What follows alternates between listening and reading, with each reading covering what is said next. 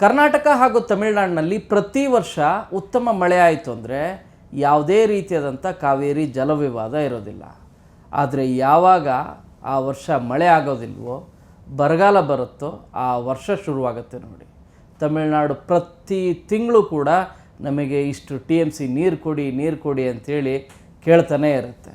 ಸಮಿತಿಗಳು ಅವ್ರ ಪರವಾಗಿ ಏನಾದರೂ ತೀರ್ಪು ಕೊಡದೇ ಇದ್ದರೆ ಸುಪ್ರೀಂ ಕೋರ್ಟ್ಗೂ ಕೂಡ ಹೋಗುತ್ತೆ.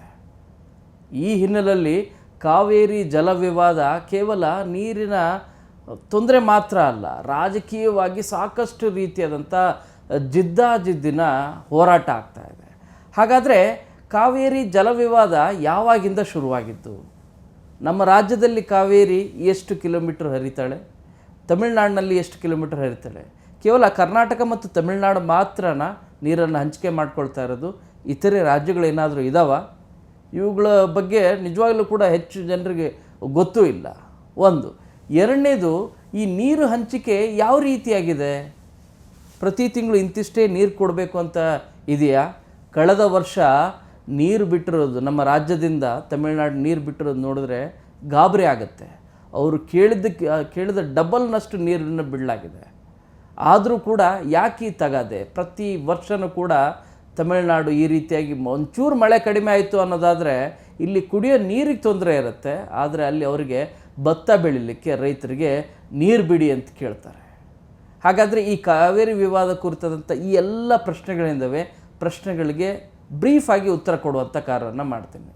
ಪ್ರತಿಯೊಬ್ಬರು ಕೂಡ ತಿಳ್ಕೊಳ್ಬೇಕಾದಂಥ ವಿಚಾರ. ಕಾವೇರಿ ಜಲವಿವಾದ ಇಂದು ನಿನ್ನೆದೇನಲ್ಲ, ಅಥವಾ ಕಳೆದ ವರ್ಷದ್ದೇನಲ್ಲ. ನಿಮಗೆ 1990ರಿಂದನೂ ಕೂಡ ಶುರುವಾಗ್ತಾ ಹೋಗುತ್ತೆ. ಸಾಕಷ್ಟು ಸಾರಿ ಕಾವೇರಿ ಜಲವಿವಾದ ನೀರನ್ನು ಬಿಡಲೇಬಾರ್ದು ಅನ್ನೋ ಕಾರಣಕ್ಕಾಗಿ ಬಂಗಾರಪ್ಪ, ಈ ಹಿಂದೆ ಮುಖ್ಯಮಂತ್ರಿ ಆಗಿದ್ದಂಥ ಬಂಗಾರಪ್ಪ ಸುಪ್ರೀಂ ಕೋರ್ಟ್ ಆರ್ಡರ್ ಮಾಡಿದ್ರು ಕೂಡ ನಾನು ನೀರು ಬಿಡೋದಿಲ್ಲ ಅಂತೇಳಿ ನಿಂತ್ಕೊಂಡಿದ್ರು. ಆ ರೀತಿಯಾದಂಥ ದಿಟ್ಟ ನಿರ್ಧಾರವನ್ನು ಬಹುಶಃ ದೇವೇಗೌಡರು, SM ಕೃಷ್ಣ, ಸಿದ್ದರಾಮಯ್ಯ, ಈಗಿನ DK ಶಿವಕುಮಾರ್ ಕೂಡ ಮಾಡಲಿಕ್ಕೆ ಆಗೋದಿಲ್ಲ. ನಿಮಗೆ ಕಳೆದ ಒಂದು 15 ದಿನದಲ್ಲಿ ಬರೋಬ್ಬರಿ 10 TMC ನೀರನ್ನು ಬಿಡಲಾಗಿದೆ. ನೀರು ಬಿಡೋದ್ರ ಬಗ್ಗೆ ಯೋಚನೆ ಮಾಡ್ತೀವಿ ಅಂತ ಹೇಳಿದ್ರು. ಬಟ್ ಅದೃಷ್ಟವಶಾತ್ ತಲಕಾವೇರಿಯಲ್ಲಿ ಅಂದರೆ ಕೊಡಗಿನಲ್ಲಿ ಉತ್ತಮವಾದಂಥ ಮಳೆ ಹಿನ್ನೆಲೆಯಲ್ಲಿ ಒಳಹರಿವು ಕೂಡ KRSಗೆ ಬರ್ತಿರೋ ಕಾರಣಕ್ಕಾಗಿ ಕಳೆದ ಒಂದು 15 ದಿನದಲ್ಲಿ 10 TMC, ಎಕ್ಸಾಕ್ಟಾಗಿ ಹೇಳೋದಾದರೆ 9.5 TMC ನೀರನ್ನು ಈಗಾಗಲೇ ಬಿಡುಗಡೆ ಮಾಡಲಾಗಿದೆ. CMRC ಸೂಚನೆ ಕೂಡ ಕೊಟ್ಟಿತ್ತು, ಬೇರೆ ವಿಚಾರ. ಬಟ್ ಇಲ್ಲಿ ರಾಜಕಾರಣ ಇದ್ದಿದ್ದು ನೀರನ್ನು ಬಿಡಬಾರ್ದು ಅನ್ನೋ ರೀತಿಯಾದಂಥ ನಿರ್ಧಾರ ಇತ್ತಲ್ಲ. ಬಟ್ ವಾಸ್ತವವಾಗಿ ಇಷ್ಟು ನೀರು ಬಿಟ್ಟಿರೋದು. ಈಗ ಮತ್ತೆ CWRC ಹೇಳ್ತಾ ಇರೋದು ಇಲ್ಲ, ಪ್ರತಿ ದಿನವೂ ಕೂಡ 12,000 ಕ್ಯೂಸೆಕ್ಸ್ ನೀರು, ಅಂದರೆ 1 TMC ಒಂದು ದಿನಕ್ಕೆ ನೀರನ್ನು ಬಿಡಬೇಕು. ಎಕ್ಸಾಕ್ಟಾಗಿ ಹೇಳಬೇಕಾದ್ರೆ 1 TMC 0.5 ಕ್ಯೂಸೆಕ್ಸ್ ನೀರು. ಇಷ್ಟು ನೀರನ್ನು ನೀವು ಪ್ರತಿ ದಿನವೂ ಕೂಡ ಬಿಡಬೇಕು. ಈ ರೀತಿ ಎಷ್ಟು ದಿನ? 15 ದಿನಗಳ ಕಾಲ ಬಿಡಬೇಕು. ಎಷ್ಟಾಗುತ್ತೆ? 15 TMC ನೀರನ್ನು ಬಿಡಬೇಕು ಅಂತೇಳಿ. ಈ ಹಿನ್ನೆಲೆಯಲ್ಲಿ ಈ ಹಿಂದೆ ಇರುವಂಥ ಒಪ್ಪಂದ ಏನಿತ್ತಲ್ಲ, ಆ ಒಪ್ಪಂದದ ಪ್ರಕಾರನೇ ಕೇಳ್ತಾ ಇದೆ. ಖಂಡಿತ ಮಳೆ ಬಂತು ಅಂದರೆ ಎಷ್ಟು ಕೇಳಿದಾರಲ್ಲ, ಎಷ್ಟು ಇದೆ ನಿಯಮ ಪ್ರಕಾರ ಕೊಡಬೇಕು, ಅಷ್ಟನ್ನು ಕಾವೇರಿ ನೀರನ್ನು ಹಂಚಿಕೆ ಮಾಡ್ಬೋದು.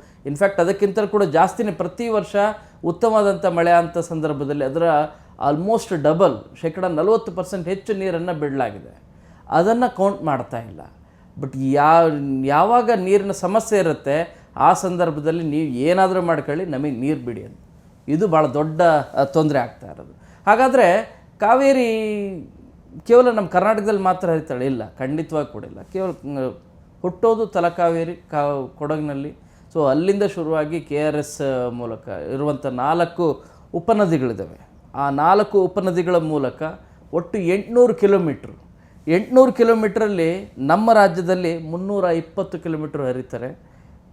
ಇನ್ನು ಕರ್ನಾಟಕ ತಮಿಳುನಾಡು ಗಡಿ ಭಾಗದಲ್ಲಿ 64 ಕಿಲೋಮೀಟ್ರ್ ಹರಿತಾಳೆ. ತಮಿಳುನಾಡಿನಲ್ಲಿ 416 ಕಿಲೋಮೀಟ್ರ್ ಇರೋದು. ಇದರ ಜೊತೆಗೆ ನಿಮಗೆ ಪುದುಚೇರಿಗೂ ಕೂಡ ಕೊಡಬೇಕು. ಅಲ್ಲೂ ಕೂಡ ಇದು ಮಾಡ್ತಿರೋದ್ರಿಂದ ಅಲ್ಲಿಗೂ ಕೂಡ ಒಂದಷ್ಟು TMC ನೀರನ್ನು ಕೊಡಬೇಕು ಅಂತಲೂ ಕೂಡ ಕ್ಯಾಲ್ಕುಲೇಷನ್ ಆಗಿದೆ. ಸೊ ಆ ಕುರಿತಾದಂಥ ಡೀಟೇಲನ್ನು ಕೂಡ ಕೊಡ್ತಾ ಹೋಗ್ತೀನಿ. ತಮಿಳುನಾಡು ವಾದ ಏನು ಅನ್ನೋದಾದರೆ, ಕರ್ನಾಟಕದಲ್ಲಿ ಕಾವೇರಿ ನೀರು ಹರಿಯೋಕ್ಕಿಂತ ಅದಕ್ಕಿಂತಲೂ ಕೂಡ ಹೆಚ್ಚು ತಮಿಳುನಾಡಿನಲ್ಲಿ ಹರಿಯುತ್ತೆ. ಆ ಕಾರಣಕ್ಕಾಗಿ ನಮಗೆ ಹೆಚ್ಚು ಹಕ್ಕಿದೆ ನೀರನ್ನು ಕೊಡಿ ಅಂತ.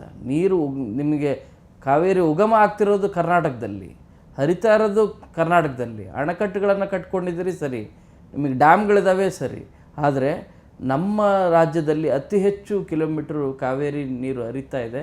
ಆ ಕಾರಣಕ್ಕಾಗಿ ನಮಗೆ ಹೆಚ್ಚು ಪಾಲು ಬೇಕು ಅನ್ನೋದು, ಅದನ್ನು ಈ ಹಿಂದಿನಿಂದನೂ ಕೂಡ CWRC ಇಂದ ಹಿಡಿದು ಸಮಿತಿಗಳು ಯಾವ್ಯಾವ ಮಾಡಿದರು ಡಿಸ್ಪ್ಯೂಟ್ ಸಂಬಂಧಿಸಿದಂತೆ, ಆ ಸಮಿತಿಗಳೆಲ್ಲವೂ ಕೂಡ ವಾದದ ಮೇಲೆ ವಾದನೆ ಮಾಡ್ತಾನೆ ಬಂದರು. ಆ ಕಾರಣಕ್ಕಾಗಿ ಸುಪ್ರೀಂ ಕೋರ್ಟ್ ಕೊಟ್ಟಂಥ ಸೂಚನೆ, ಸುಪ್ರೀಂ ಕೋರ್ಟ್ ರೀಸೆಂಟಾಗಿ ಅಂದರೆ ನಿಮಗೆ 2017ರಲ್ಲಿ ಕೊಟ್ಟಿರೋದು.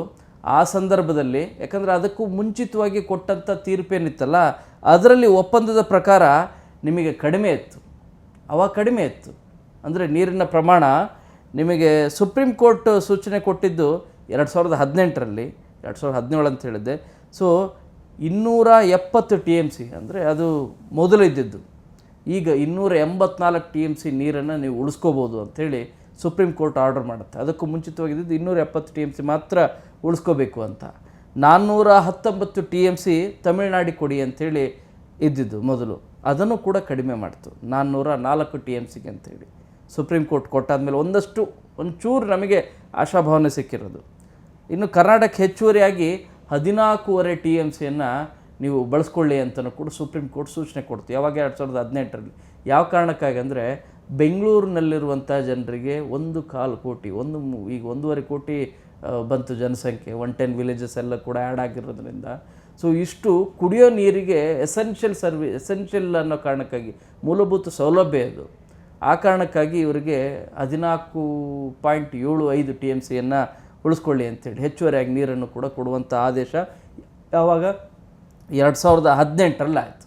ಅದಕ್ಕೂ ಮುಂಚಿತವಾಗಿ ಆದಂಥ ಆದೇಶದಲ್ಲಿ ನಮಗೆ ಕಡಿಮೆ ಆಗಿತ್ತು, 270 TMC ಮಾತ್ರ. ತಮಿಳುನಾಡು 419 TMC ಬಳಕೆ ಮಾಡಬೇಕು, ಕೇರಳ 30 TMC, ಪುದುಚೇರಿ 7 TMC, ಪರಿಸರ ಸಂರಕ್ಷಣೆಗಾಗಿ ಅಂತೇಳಿ 10 TMC, ಮತ್ತು ಸಮುದ್ರಕ್ಕೆ ಅನಿವಾರ್ಯವಾಗಿ ಸೇರುವಂಥ ನೀರು ನೋಡಿ 4 TMC ನೀರು ಹೋಗ್ತಾ ಇದೆ. ಈ ಕಾರಣಕ್ಕಾಗಿ ಮೇಕೆದಾಟನ್ನು ನಾವು ಮಾಡ್ಕೋತೀವಿ, ಹೆಚ್ಚುವರಿಯಾಗಿ ನೀರು ಹರಿದು ಹೋಗ್ತಾ ಇದೆ, ಅದನ್ನು ನಾವು ಬಳಕೆ ಮಾಡ್ತೀವಿ ಅಂಥೇಳಿ ಮೇಕೆದಾಟು ನಮ್ಮ ರಾಜ್ಯದಲ್ಲಿ ಶುರು ಮಾಡೋಕ್ಕೆ ಹೋದರೆ ಅದಕ್ಕೆ ತಮಿಳುನಾಡು ತಗಾದೆ ಇರ್ತಾ ಇದೆ. ಇನ್ಫ್ಯಾಕ್ಟ್ ತಮಿಳುನಾಡು ಏನು ಪ್ರಶ್ನೆ ಮಾಡಿದ್ರೂ ಕೂಡ ಕೇಂದ್ರ ಸರ್ಕಾರ ಈಗಾಗಲೇ ಪರ್ಮಿಷನ್ ಕೊಟ್ಟಿದೆ ಮೇಕೆದಾಟು ಸಂಬಂಧಿಸಿದಂತೆ. ಬಟ್ ಅದಕ್ಕೆ ನೀವು ಮಾಡಬೇಡಿ, ಮೇಕೆದಾಟು ಮಾಡಿದ್ರೆ ನಮಗೆ ಕಷ್ಟ ಆಗುತ್ತೆ, ನಮ್ಮ ರೈತರಿಗೆ ಕಷ್ಟ ಆಗುತ್ತೆ ಅಂತೇಳಿ ತಗಾದದ ಮೇಲೆ ತಗಾದೆಯನ್ನು ತರ್ತಾ ಇದೆ. ಸೊ ಇದು ಮಾಹಿತಿ. ಈ ವಿವಾದ ಶುರುವಾಗಿರೋದು ಯಾವಾಗಿಂದ ಅಂತ ನೋಡೋದಾದ್ರೆ ನಿಮಗೆ 19ನೇ ಶತಮಾನದಲ್ಲಿ ನಾನು ಹೇಳಿದ್ನಲ್ಲ, 1892ರಲ್ಲೇ ಒಪ್ಪಂದ ಆಗುತ್ತೆ. ಯಾಕಂದರೆ ಇಲ್ಲಿ ನಿಮಗೆ ಮೈಸೂರು ಮಹಾರಾಜರು ಆಗ ಇದ್ದಿದ್ದು ಮತ್ತು ಅಲ್ಲಿ ಮದ್ರಾಸ್ ಗೌರ್ಮೆಂಟ್ ಇದ್ದಿದ್ದು. ಸೊ ಈ ಹಿನ್ನೆಲೆಯಲ್ಲಿ ಆವಾಗ ಶುರುವಾದಂಥದ್ದು ಮೈಸೂರು ಸಂಸ್ಥಾನ ಮತ್ತು ಮದ್ರಾಸ್ ಪ್ರೆಸಿಡೆನ್ಸಿ ನಡುವೆ ಒಪ್ಪಂದ ಆಗುತ್ತೆ. ಒಪ್ಪಂದದ ಪ್ರಕಾರ ನಾವು ಇಲ್ಲಿ ಕಟ್ಸ್ಕೊಂಡು ನಾವು ತಮಿಳುನಾಡಿಗೂ ಕೂಡ ನೀರನ್ನು ಬಿಡ್ತೀವಿ ಅಂತೇಳಿ ಒಪ್ಪಂದ ಮಾಡ್ಕೋತಾರೆ. 1924ರಲ್ಲಿ ಒಪ್ಪಂದ ಆಗುತ್ತೆ. 1924ರಲ್ಲಿ ಪ್ರಮುಖವಾದಂಥ ಒಪ್ಪಂದದ ನಂತರ ಮೇಲ್ಭಾಗದಲ್ಲಿರುವಂಥ ಮೈಸೂರು ನೀರು ಸಂಗ್ರಹಿಸಿ ನೀರಾವರಿ ಯೋಜನೆಗಳನ್ನು ಅಭಿವೃದ್ಧಿಪಡಿಸೋದು ಮತ್ತು ಕೆಳಭಾಗದಲ್ಲಿ ಅಂದರೆ ಮದ್ರಾಸ್ ಪ್ರದೇಶದ ನೀರಿನ ಹಿತಾಸಕ್ತಿಗಳ ನಡುವೆ ಸಮತೋಲನ ಸಾಧಿಸೋದು ಅಂಥೇಳಿ ಈ ವಿವಾದದ ಹಿನ್ನೆಲೆಯಲ್ಲಿ ಒಪ್ಪಂದವನ್ನು ಮಾಡಿಕೊಳ್ಳೋದು. ಅದಾದಮೇಲೆ ಕಾವೇರಿ ನ್ಯಾಯಮಂಡಳಿ ರಚನೆ ಆಗ್ತವೆ. ಇವು 1990ರಲ್ಲಿ CWDT ರಚನೆ ಆಗೋದು, 2007ರಲ್ಲಿ ಅದಾದಮೇಲೆ ಮತ್ತಿನ್ನೊಂದು ಅಂತಿಮ ತೀರ್ಪು ಕೂಡ ಆಗೋದು. ಸೊ ಇದೆಲ್ಲದೂ ಕೂಡ ಮಾಹಿತಿ ಇನ್ಫಾರ್ಮೇಷನ್ ಇದೆಲ್ಲ. ಬಟ್ ಇಲ್ಲಿ ಬಹಳ ಪ್ರಮುಖವಾದಂಥ ವಿಚಾರ ಅನ್ನೋದಾದರೆ ಕಳೆದ ವರ್ಷ ನೀವು ನೀರನ್ನು ಎಷ್ಟು ಬಿಟ್ಟಿದ್ವಿ ಅಂತ, ಇದು ಬಹಳ ತುಂಬ ಗಮನಿಸಬೇಕಾದಂಥ ವಿಷಯ. 2026ರಲ್ಲಿ ನಾವು ಎಷ್ಟು ನೀರನ್ನು ಬಿಟ್ಟಿದ್ವಿ ಅನ್ನೋದನ್ನು, ಯಾಕಂದರೆ ಆಲ್ಮೋಸ್ಟ್ ಡಬಲ್ ನೀರನ್ನು ನಾವು ಬಿಡುಗಡೆ ಮಾಡಿದ್ದು. ಎಷ್ಟು ಅನ್ನೋದರ ಕುರಿತಾದಂಥ ಮಾಹಿತಿಯನ್ನು ನಿಮಗೆ ಕೊಡ್ತಾ ಹೋಗ್ತೀನಿ, ಅದು ತುಂಬಾ ಇಂಪಾರ್ಟೆಂಟ್. 2025-26 ಜೂನ್ 2025ರಿಂದ ಜನವರಿ 4ನೇ ತಾರೀಕುವರೆಗೂ ಎಷ್ಟು ಬಿಡುಗಡೆ ಮಾಡಿದ್ದು ಅಂದರೆ, ನಾವು ಕೊಡಬೇಕಾಗಿದ್ದು 170 TMC ಅಲ್ವಾ, 164 TMC ನಿಗದಿತ ಇದ್ದಿದ್ದು. ವಾಸ್ತವವಾಗಿ ಬಿಡುಗಡೆ ಮಾಡಿದ್ದು 317 TMCಯನ್ನು, ಅಂದರೆ ಡಬಲ್. ರಾಜ್ಯದಲ್ಲಿ ಉತ್ತಮವಾದಂಥ ಮಳೆ ಆಗಿತ್ತು, ಮುಂಗಾರು ಆರಂಭದಲ್ಲೇ ಅದ್ಭುತವಾದಂಥ ಮಳೆ ಆದ ಕಾರಣ ನೀರನ್ನು ಹೆಚ್ಚುವರಿಯಾಗಿ ಇಡಲಿಕ್ಕಾಗೋದಿಲ್ಲ. ಉಪನದಿಗಳು ತುಂಬಿ ಹರಿತಾ ಇದ್ವು, KRS ಕೂಡ ತುಂಬಿ ಹರಿತಾ ಇತ್ತು. ಆ ಹಿನ್ನೆಲೆಯಲ್ಲಿ ಉತ್ತಮವಾದಂಥ ಮಳೆ ಬಂದ ಕಾರಣಕ್ಕಾಗಿ ತಮಿಳುನಾಡಿಗೆ ನಾವು ಮೆಟ್ಟೂರು ಇದ್ರ ಮೂಲಕ ಬಿಡ್ತಾ ಇದ್ವಿ. ಸೊ ಇದು ಬಿಟ್ಟಿರೋದು ಎಷ್ಟು ಅಂದರೆ 317 TMC ತಮಿಳುನಾಡಿಗೆ ಕೊಟ್ಟಿರೋದು. ಇದ್ದಿದ್ದು ರೂಲ್ಸ್ ಪ್ರಕಾರ ಕೊಡಬೇಕಾಗಿರೋದು 164 TMC. ಅದಕ್ಕಿಂತಲೂ ಕೂಡ ಅದರ ಆಲ್ಮೋಸ್ಟ್ ಡಬಲ್ ಕೊಟ್ಟಿದ್ದೀವಿ. ಈ ರೀತಿಯಾಗಿ ನೀರೇನು ಹೆಚ್ಚುವರಿಯಾಗಿ ಹೋಗ್ತಾ ಇದೆಯಲ್ಲ, ಇದನ್ನು ಕನ್ಸಿಡರ್ ಮಾಡೋದಿಲ್ಲ ಅಂತ. ಪ್ರತಿ ತಿಂಗಳು ನೀವು ಇಷ್ಟು TMC ನೀರನ್ನು ಬಿಡುಗಡೆ ಮಾಡಬೇಕು. ನೀವು ಒಂದೇ ತಿಂಗಳು ನೀವು ಜಾಸ್ತಿ ನೀರು ಮಳೆ ಬಂತು, ಅಣೆಕಟ್ಟು ತುಂಬಿದ್ವು, ಆ ಕಾರಣಕ್ಕಾಗಿ ನೀರು ಬಿಡ್ತೀರಿ ಅನ್ನೋದಾದರೆ, ನಾವು ಜಲಾಶಯದಲ್ಲಿ ನೀರು ಇಟ್ಕೊಳ್ಳೋಕ್ಕಾದರೆ ಮಾತ್ರ, ಶೇಖರಣೆ ಮಾಡಿದ್ರೆ ಮಾತ್ರ, ತಮಿಳ್ನಾಡಿನವ್ರು ಹೇಳ್ತಾ ಇರೋದು, ಶೇಖರಣೆ ಮಾಡುವಂಥ ನೀರೇನಿದೆ ಅಷ್ಟನ್ನು ಮಾತ್ರ ನಾವು ಕನ್ಸಿಡರ್ ಮಾಡ್ತೀವಿ. ಉಳಿದ ನೀರು ಹಾಗೆ ಹರಿದು ಹೋದರೆ ಮುಂದೆ ಬರೋದು ಬಂಗಾಳ ಕೊಲ್ಲಿ ಮೂಲಕ ಸಮುದ್ರಕ್ಕೆ ಹರಿದು ಹೋಗೋದು. ಸೊ ಆ ರೀತಿ ಹರಿದು ಹೋದರೆ ತಮಿಳ್ನಾಡು ಮೂಲಕನೇ ಹರಿದು ಹೋಗೋದು. ಬಟ್ ಅದನ್ನು ನಾವು ಕನ್ಸಿಡರ್ ಮಾಡೋದಿಲ್ಲ. ಇದು ಪಾಯಿಂಟ್ ಅವ್ರು ಹೇಳ್ತಾ ಇರೋದು. ನೀವು ಎಷ್ಟು ಬಿಡುಗಡೆ ಮಾಡ್ತಿರೋ ಅದನ್ನು ಒಂದೇ ವರ್ಷದಲ್ಲಿ 1-2 ತಿಂಗಳಲ್ಲಿ ಬಿಡುಗಡೆ ಮಾಡಿದ್ರೆ ನಮಗೆ ಅದು ಕೌಂಟ್ ಆಗಲ್ಲ. ನೀವು ಪ್ರತಿ ತಿಂಗಳು ಇಂತಿಷ್ಟು ಅಂತಲೇ ಬಿಡುಗಡೆ ಮಾಡಬೇಕು, ಅದನ್ನು ಮಾತ್ರ ಕೌಂಟು ಅಂತ. ನಿಮಗೆ ಕೇವಲ ಬರೀ ಈ ಜೂನ್, ಜುಲೈ, ಆಗಸ್ಟ್ ತಿಂಗಳದ್ದು ಮಾತ್ರ ನೀವು ಯೋಚನೆ ಮಾಡ್ತಿರ್ತೀರಿ. ವರ್ಷ ಪೂರ್ತಿ ಕೂಡ ಯಾವ್ಯಾವ ತಿಂಗಳಲ್ಲಿ ಎಷ್ಟೆಷ್ಟು ಕೊಡಬೇಕು ಅಂತಲೂ ಕೂಡ ಒಪ್ಪಂದ ಆಗಿರೋದು. ಆ ಹಿನ್ನೆಲೆಯಲ್ಲಿ ಅಷ್ಟೇ ಕೊಡಬೇಕು ಅಂತ. ಒಂದು ವೇಳೆ ನೀರು ಕಡಿಮೆ ಇತ್ತು ಅನ್ನೋದಾದರೆ ಅದರ ಅನುಪಾತದ ಅಡಿಯಲ್ಲಿ ಅಷ್ಟು ನೀರು ಕೊಡಿ ಅಂತಲೂ ಕೂಡ ಒಪ್ಪಂದ ಆಗಿರೋದು. ಅದು ಯಾವ್ಯಾವ ತಿಂಗಳು ಎಷ್ಟೆಷ್ಟು ಅಂತ ಬ್ರೀಫಾಗಿ ಹೇಳ್ಬಿಡ್ತೀನಿ. ಜೂನ್ ತಿಂಗಳು 9 TMC, ಜುಲೈ ತಿಂಗಳು 31.5 TMC, ಆಗಸ್ಟ್ ತಿಂಗಳು ಈಗೇನು ಈ ತಿಂಗಳಿದೆಯಲ್ಲ ಹೈಯೆಸ್ಟ್, ಈಗ 15 TMC ನೀರು ಬಿಡಿ 15 ದಿನದಲ್ಲಿ ಅಂತ ಹೇಳಿದ್ದಾರೆ. ಇನ್ನೂ 15 ದಿನದಲ್ಲಿ ಮತ್ತು 15 TMC ನೀರು ಬಿಡಿ ಅಂತಂದರೆ 30 TMC ಆಗುತ್ತೆ. ಉಳಿದಿರೋದೇ 76 TMC. ಅದರಲ್ಲಿ ಡೆಡ್ ಸ್ಟೋರೇಜು, ಬೆಂಗಳೂರಿಗೆ ನೀರು, ಉಳಿದಕ್ಕೆ ಇದು ಮಾಡಿದ್ರೆ ಮಂಡ್ಯ, ಮೈಸೂರು ಸೇರಿದಂತೆ ಸುತ್ತಮುತ್ತಲಿರುವಂಥ ರೈತರು ಏನು ಮಾಡಬೇಕು?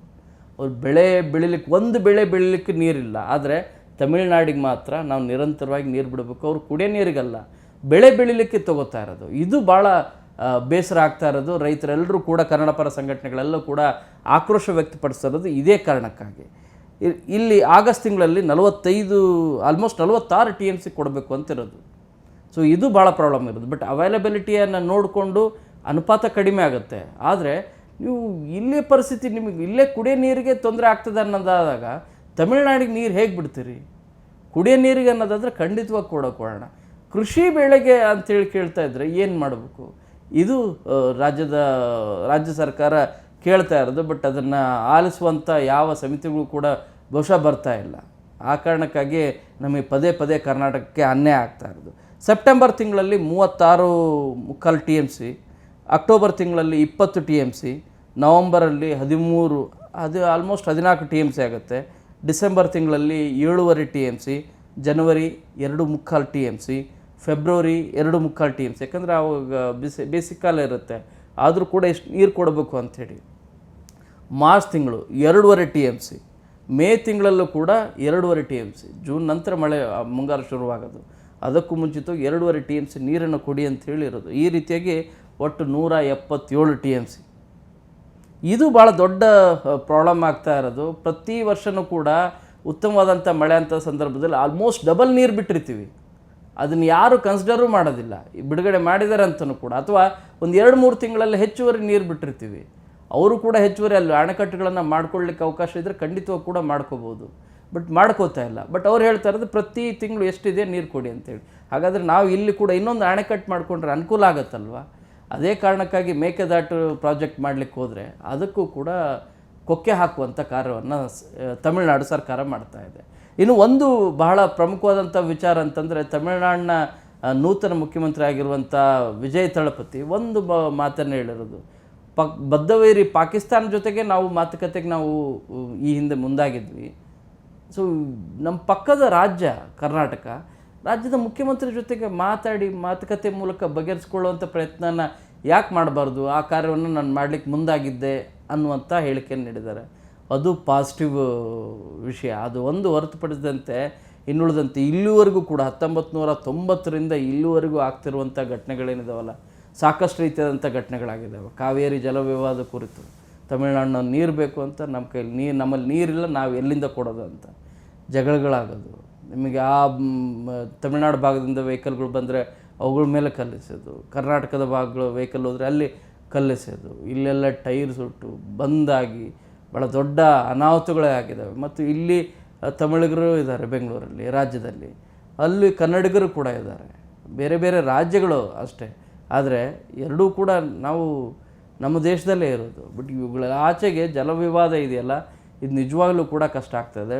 ಕೂತು ಮಾತಾಡಿ ಒಂದಷ್ಟು ಮಧ್ಯಸ್ಥಿಕೆಯನ್ನು ಕೇಂದ್ರ ಸರ್ಕಾರ ವಹಿಸಿದರೆ ಖಂಡಿತವಾಗಿ ಕೂಡ ಒಂದು ಸೊಲ್ಯೂಷನ್ ಸಿಗುತ್ತೆ. ಈ ರೀತಿಯಾಗಿ ನಿಯಮಗಳ ಪ್ರಕಾರನೇ ನೀರು ಕೊಡಿ ಅಂತ ಹೋಗ್ತಾ ಹೋದರೆ ಕರ್ನಾಟಕಕ್ಕೆ ಖಂಡಿತವಾಗೂ ಮತ್ತೊಂದು ಸರಿ ಅನ್ಯಾಯ ಆಗುತ್ತೆ. ಪದೇ ಪದೇ ಅನ್ಯಾಯ ಆಗ್ತಿರೋದಕ್ಕೆ ಯಾಕೆ ಕಾರಣ ಅಂದರೆ ಈ ಒಪ್ಪಂದಗಳು ಮತ್ತು ಪ್ರತಿ ತಿಂಗಳು ಇಂತಿಷ್ಟೇ ನೀರನ್ನು ಬಿಡಬೇಕು ಅನ್ನೋದಿದೆಯಲ್ಲ, ಅದು ನೀರಿನ ಅವೈಲಬಿಲಿಟಿಯ ಹಿನ್ನೆಲೆಯಲ್ಲಿ ನೀರನ್ನು ನಾವು ಎಷ್ಟು ಕೊಡೋಕ್ಕೆ ಸಾಧ್ಯನೋ ಅಷ್ಟು ಕೊಡ್ಬೋದು. ಆದರೆ ನೀರೇ ಇಲ್ಲ ಅನ್ನುವಂಥ ಪರಿಸ್ಥಿತಿ ಇರೋದ್ರಲ್ಲಿ ಕುಡಿಯೋ ನೀರಿಗೆ ಮಾತ್ರ ನಾವು ಉಳಿಸ್ಕೊಂಡಿರುವಂಥ ಸಂದರ್ಭದಲ್ಲಿ ನೀವು ತಮಿಳುನಾಡಿನ ರೈತರಿಗೆ ಭತ್ತ ಬೆಳೀಲಿಕ್ಕೆ ನಾವು ನೀರನ್ನು ಬಿಡಿ ಅಂತ ಕೇಳಿದ್ರೆ ನೀರನ್ನು ಬಿಡಲಿಕ್ಕೆ ನಮ್ಮ ಭಾಗದ ರೈತರು ಒಪ್ತಾರ?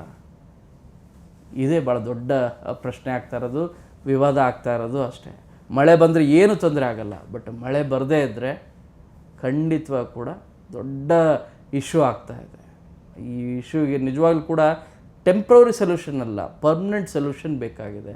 ರಾಜಕೀಯ ಇಚ್ಛಾಸಕ್ತಿ ಬೇಕಾಗಿದೆ. ಇದರಲ್ಲಿ ರಾಜಕಾರಣ ಮಾಡೋಕ್ಕೆ ಹೋದರೆ ಖಂಡಿತವಾಗಿ ಕೂಡ ದೊಡ್ಡ ಪ್ರಾಬ್ಲಮ್ ಆಗುತ್ತೆ. ರಾಜಕಾರಣ ಬೇಕಾಗಿಲ್ಲ, ರಾಜಕೀಯ ಇಚ್ಛಾಸಕ್ತಿ ಬೇಕು. ಕೇಂದ್ರ ಸರ್ಕಾರನೂ ಕೂಡ ಇದರಲ್ಲಿ ಮೀಡಿಯೇಟ್ ಆಗಿ ಮಧ್ಯಸ್ಥಿಕೆಯನ್ನು ವಹಿಸಿ ಎರಡೂ ರಾಜ್ಯಗಳನ್ನ ಮಾತಾಡಿ ಬಗೆಹರಿಸುವಂಥ ಕೆಲಸವನ್ನು ಮಾಡಬೇಕು. ನಿಯಮದ ಪ್ರಕಾರ ಹೋಗ್ತಾ ಹೋದರೆ ಕರ್ನಾಟಕಕ್ಕೆ ಮತ್ತೊಂದು ಸರಿ ಅನ್ಯಾಯ ಆಗೋದ್ರಲ್ಲಿ ಎರಡು ಮಾತಿಲ್ಲ. ಕ್ಯಾಮರಾ ಪರ್ಸನ್ ವೆಂಕಟೇಶ್ವರ ಜೊತೆ ಶರಣು ಹಂಪಿ, ನ್ಯೂಸ್ 18. ನಿರ್ಭೀತ, ನಿಷ್ಪಕ್ಷಪಾತ, ವಿಶ್ವಾಸಾರ್ಹ ಸುದ್ದಿಗಳಿಗೆ ಹೆಸರಾಗಿರುವ ನ್ಯೂಸ್ 18 ಕನ್ನಡ ಈಗ ಆಪ್ನಲ್ಲೂ ಲಭ್ಯವಿದೆ. ದಯವಿಟ್ಟು ಇಲ್ಲಿರುವ QR ಕೋಡ್ನ ಸ್ಕ್ಯಾನ್ ಮಾಡಿಕೊಂಡು ಆಪ್ ಡೌನ್ಲೋಡ್ ಮಾಡೋದಕ್ಕೆ ಮರಿಬೇಡಿ. ನಿಮ್ಮ ಬೆಂಬಲ ಹೀಗೆ ಸದಾ ನಮ್ಮೊಂದಿಗಿರಲಿ. ಧನ್ಯವಾದ.